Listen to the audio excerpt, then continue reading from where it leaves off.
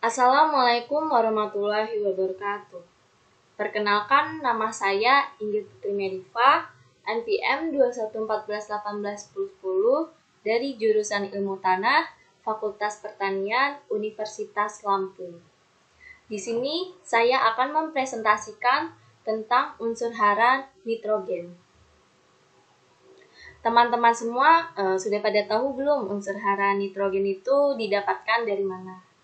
Nah, tujuannya dari presentasi dari saya ini agar teman-teman semua tahu unsur hara nitrogen itu dapat diperoleh dari mana sih?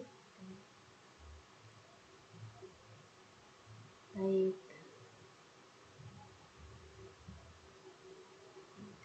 Unsur hara nitrogen merupakan unsur hara makro yang dibutuhkan oleh tanaman.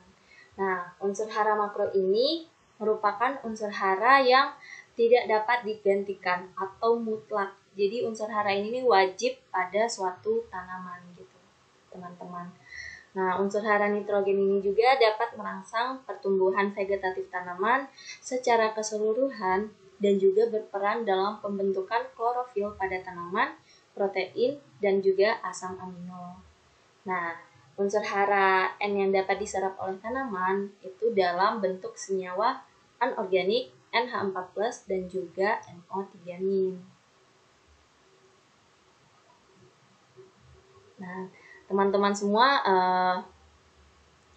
dapat mengetahui sumber nitrogen itu sebenarnya berasal dari yang pertama ada pupuk organik dan pupuk anorganik, yang kedua ada sisa kotoran hewan dan juga sisa-sisa tanaman, yang ketiga ada fiksasi nitrogen, dan yang keempat fiksasi petir. Nah, yang pertama itu sumber N berasal dari pupuk organik dan juga pupuk anorganik. Pasti semua teman-teman juga sudah pada tahu pupuk organik itu apa sih dan pupuk anorganik itu apa gitu kan ya. Pupuk organik itu pupuk yang berasal dari sisa-sisa tanaman yang didekomposisi oleh mikroorganisme yang berada di dalam tanah. Nah, di sini ada contohnya itu pupuk kompos, itu ada serasa, ada pupuk hijau, ada pupuk kandang. Nah, pupuk organik ini dapat mensuplai unsur hara N dan juga unsur hara lainnya yang dibutuhkan oleh tanaman.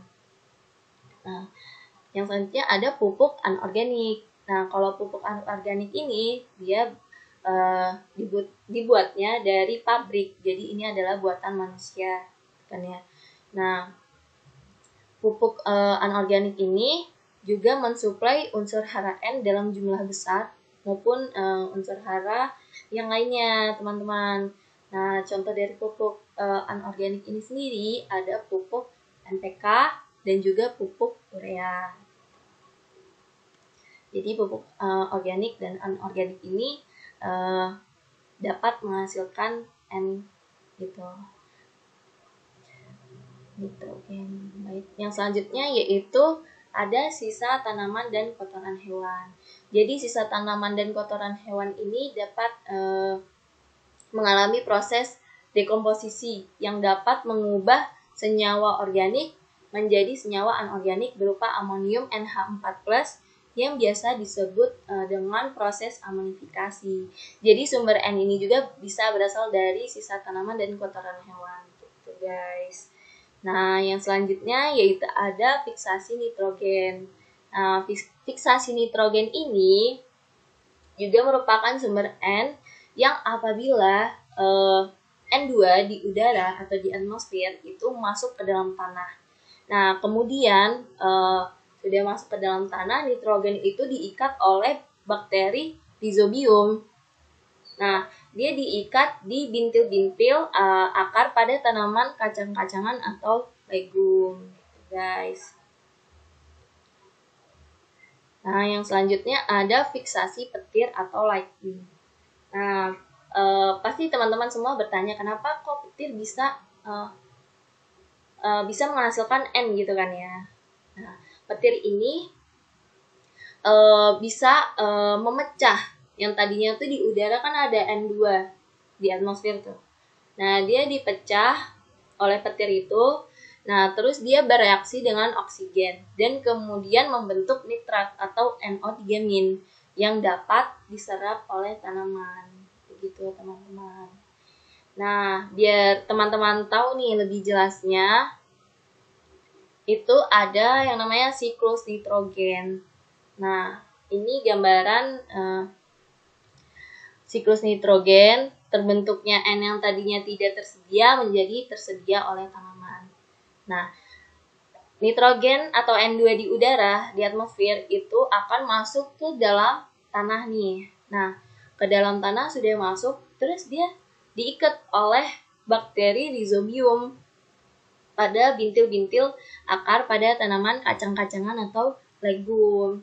Nah, sudah difiksasi nitrogen oleh bakteri Rhizobium ini, kemudian menjadi amonium atau NH4+. Nah, amonium NH4+ ini bisa diserap tanaman dan juga bisa melanjut ke proses nitrifikasi menggunakan bakteri Nitrosomonas yang kemudian akan menjadi nitrit atau NO2-. Nah, nitrit NO2- ini kemudian akan mengubah menjadi nitrat atau NO3- dengan menggunakan bakteri nitrobakter. Nah, nitrat inilah NO3- ini yang dapat diserap oleh tanaman. Nah, tanaman tersebut nanti bisa menjadi tumbuh gitu kan ya, tumbuh klorofil menjadi daun. Nah, nanti itu daunnya bisa dimakan oleh hewan-hewan seperti misalnya kayak sapi gitu kan ya, makan. Nah, itu akan mensuplai protein untuk si sapi tersebut gitu. Nah, yang tadinya sapi sudah makan gitu ya, udah banyak makannya, terus dia mengeluarkan kotoran. Nah, kotoran sapi juga bisa menjadi sumber N. Nah, sumber N itu bisa berasal dari kotoran hewan atau biasa disebut amonia NH3 dan juga bisa dari serasa tanaman. Nah, kedua ini kemudian akan didekomposer oleh fungi dan juga bakteri aerob maupun anaerob. Nah, kemudian dia akan masuk proses amonifikasi membentuk amonium atau NH4+. Balik lagi yang ke tadi ya, teman-teman. Nah, kemudian dia akan masuk proses nitrifikasi membentuk nitrit dibantu dengan bakteri Nitrosomonas di dalam tanah. Nah, kemudian dia akan menjadi nitrat atau NO3- dengan dibantu oleh bakteri nitrobakter yang kemudian nanti akan menjadi nitrat dan dapat diserap lagi oleh tanaman gitu kan ya.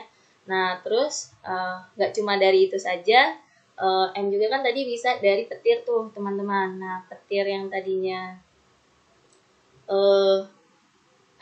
tadinya udara di atmosfer terus dipecah oleh petir molekulnya, kemudian bereaksi dengan oksigen membentuk nitrat atau NO3- yang dapat diserap lagi oleh tanaman gitu.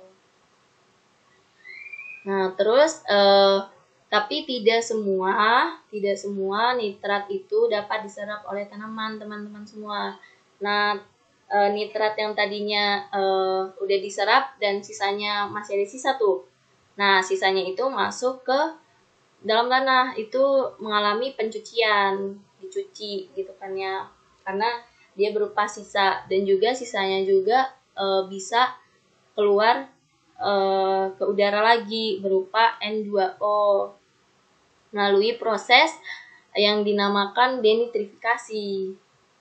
Kesimpulan dari presentasi dari saya yaitu unsur hara nitrogen itu merupakan unsur hara esensial makro yang dibutuhkan oleh tanaman yang mutlak tidak dapat digantikan oleh unsur hara lainnya. Nah, unsur hara N ini bisa didapatkan dari berbagai sumber. Yang pertama ada dari pupuk organik, ada pupuk anorganik juga, kemudian ada sisa tanaman dan juga sisa-sisa kotoran hewan. Yang ketiga ada fiksasi nitrogen, dan juga yang keempat ada fiksasi dari petir gitu. Nah, dari dari sumber N ini dia tidak langsung dapat diserap oleh tanaman, jadi harus melalui siklus nitrogen terlebih dahulu gitu yang tadi sudah dijelaskan. Nah, bisa diserap oleh tanaman itu harus melalui proses siklus nitrogen yang tadinya dari senyawa organik menjadi senyawa anorganik. Nah, senyawa anorganik inilah yang dapat diserap oleh tanaman berupa NH4+ dan juga NO3-. Tapi nggak semua juga dapat diserap oleh tanaman seperti NO3 tadi ya, juga bisa mengalami pencucian dan juga keluar lagi ke udara berupa N2O.